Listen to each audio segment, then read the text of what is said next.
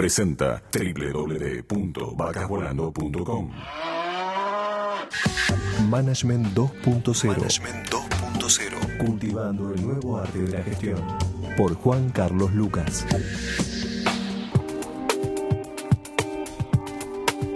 Bueno, bienvenidos a todos. Esto es Management 2.0, cultivando el nuevo arte de la gestión. Y bueno, dado que estamos cumpliendo 2 meses con este podcast que vengo desarrollando, mi nombre es Juan Carlos Lucas, estamos desarrollando este podcast y cumplimos, como les decía, 2 meses y teníamos ganas de hacer una breve reseña de lo que pasó. En el primer mes nosotros tuvimos como invitado a Rafael Castellano. Rafael es un sociólogo, pero además es un ejecutivo que ha tenido una trayectoria brillante y además se dedica a la consultoría desde hace tiempo y es un blogger también. Con él estuvimos conversando básicamente de la relación que hay entre la competitividad empresarial y la innovación. Hablamos en primer lugar de qué cosas nos hacen competitivas o hacen competitivas a las compañías, los cambios que estamos enfrentando en el mundo y qué necesidad producen esos cambios de profundizar la innovación, cuál es el foco que tiene la innovación, cuáles son los tipos de innovación que se están generando y en particular hicimos foco en la disrupción como una forma de innovación que se está haciendo dominante. Yo quería básicamente comentar o señalar o enfatizar algunas de las cosas que conversamos con Rafael, que quedaron resonando, a veces en comentarios en blogs o en otros ámbitos. Una cosa que trajo Rafael y que señaló, que creo que es interesante para pensar, es, él hizo énfasis en que debíamos pensarnos desde la periferia, que estamos en la periferia en muchos sentidos y es relevante pensar cómo es competir desde la periferia. Entonces él señaló algunas cuestiones que por ahí es interesante para reflexionar. Primero, 2 o 3 cosas que son algo así como obstáculos o limitantes para participar de una economía global muy competitiva. Y que eventualmente tenemos que enfrentar en países como el nuestro. Uno de ellos es que la economía se motoriza mucho en prebendas del Estado hacia ciertas compañías que generan monopolios, que generan movimientos de negocios no necesariamente propensos a innovar. Que muchas veces las corporaciones internacionales que están operando en mercados como el nuestro producen innovaciones en mercados más desarrollados y no innovaciones orientadas o sintonizadas con el mercado local. Y solo tratan de descremar el mercado local con innovaciones producidas en la casa matriz. Otro aspecto interesante que él señalaba respecto de vivir en la periferia es que también nos da la posibilidad de participar de distintos mundos, ¿no? De mundos como estos, mundos que si se quiere más estables o más tradicionales, más prebendarios si se quiere, pero al mismo tiempo podemos participar en mundos mucho más dinámicos. Digamos que la geografía no es un límite absoluto como lo era años atrás para participar.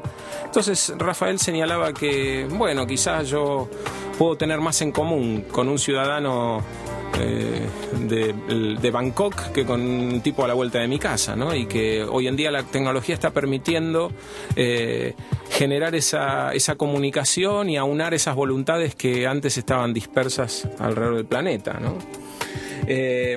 También una cosa interesante que mencionamos o que se conversó es el tema de la que llamamos maldición de los recursos naturales, ¿no? Cómo a veces países como los nuestros, y en algún sentido beneficiados por ciertos recursos de alta calidad y de fácil acceso o de relativamente fácil acceso, hacen que la economía que generamos es una economía poco propensa a la creación de valor y a la innovación, porque total ya tenemos los recursos naturales que nos van a dar de comer y entonces esto es lo que se suele llamar maldición de los recursos naturales. Todos estos obstáculos a la innovación, la conclusión que sacábamos o que formulábamos con Rafael es que hacen que la innovación en países como el nuestro no sean motorizadas ni por políticas gubernamentales ni por las corporaciones establecidas en mayor medida, sino que provengan de los márgenes, que provengan de jóvenes emprendedores, que provengan de jugadores que son de fuera de los mercados y que entran con alguna novedad. Lo cual es una buena y una mala noticia. Es una mala noticia porque no tenemos una estrategia de producción de competitividad como país, pero sí tenemos una oportunidad para jugadores innovadores que quieran ocupar ese espacio. Y bueno, esto respecto del primer mes. El segundo mes estuvimos conversando con Gonzalo Alonso. Gonzalo es un ex ejecutivo de Google. Ahora podríamos agregar la novedad de que es el vicepresidente de operaciones de Globant y que es un flamante inversor dentro de un fondo de inversión y dentro de otra serie de proyectos que está desarrollando. Se mueve rápido el hombre y tiene un podcast aquí en Vacas Volando también. Eso es interesante para mencionar. Se ve que le gustó la experiencia con Management 2.0. Bueno, la verdad es que lo que conversamos con Gonzalo tuvo que ver con los paradigmas del management, los cambios en esos paradigmas y el advenimiento de esto que yo llamaba el Management 2.0. Y básicamente dijimos o conversamos sobre cómo entendíamos el management, cómo se entiende el management en términos tradicionales, cuáles son los desafíos de un nuevo management, y hicimos mucho hincapié en que el gran desafío tiene que ver con la construcción de identidades en un mundo tan cambiante, de identidades valiosas y confiables para los clientes. Después ensayamos una definición del Management 2.0, un management que adopta las prácticas de la web colaborativa. ¿Y qué teníamos que aprender para ser Managers 2.0? La verdad es que tuvieron bastante repercusión estos capítulos y dieron lugar a varios comentarios que quería compartir con ustedes. Primero, produjo bastante interés esta idea de la minimización de errores como un problema que enfrentan las organizaciones hoy. Hay una política y hay procesos y hay una filosofía orientada a minimizar los errores, y hoy en día minimizar los errores es una manera también de minimizar el aprendizaje, o al menos de desacelerar fuertemente el aprendizaje. Y nosotros ensayábamos una idea distinta. Decíamos, más que minimizar los errores hay que maximizar posibilidades, ¿no? Esto fue de interés para algunos comentaristas en Vacas Volando, como Juanpi y Fernando. Otra cosa de la que hablamos fue de los roles estandarizados, ¿no? De que la empresa tradicional tenía roles estandarizados y que no se capitalizaba la capacidad creativa y la capacidad innovadora de las personas. Y ahí apareció un comentario interesante en Vacas, y también dio lugar por parte de su autor, que es Pancho Cerda, un amigo de Chile. También dio lugar a que postee o que escriba un artículo en su blog. De paso les damos la URL del blog, que es franciscocerda.cl.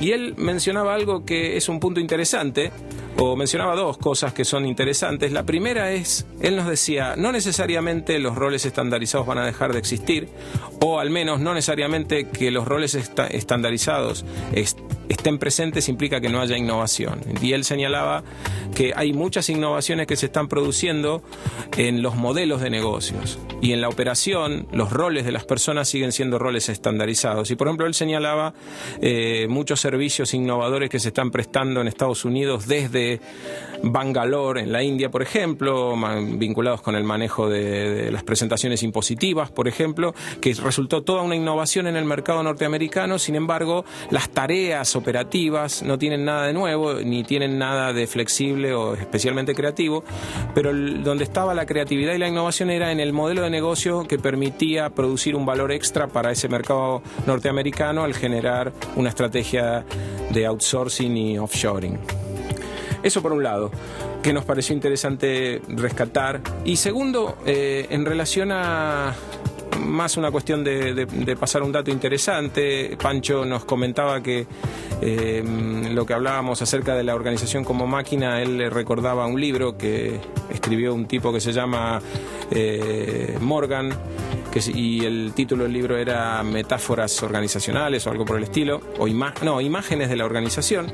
Y en este libro cada capítulo explicaba una forma metafórica diferente para pensar la organización. Una de ellas era la máquina, y había muchas otras, ¿no? La organización como un organismo vivo, la organización como una orquesta o cosas por el estilo. Pero la verdad es que particularmente yo sigo pensando que lo que domina en nuestro sentido común es el modelo mecanicista de organización.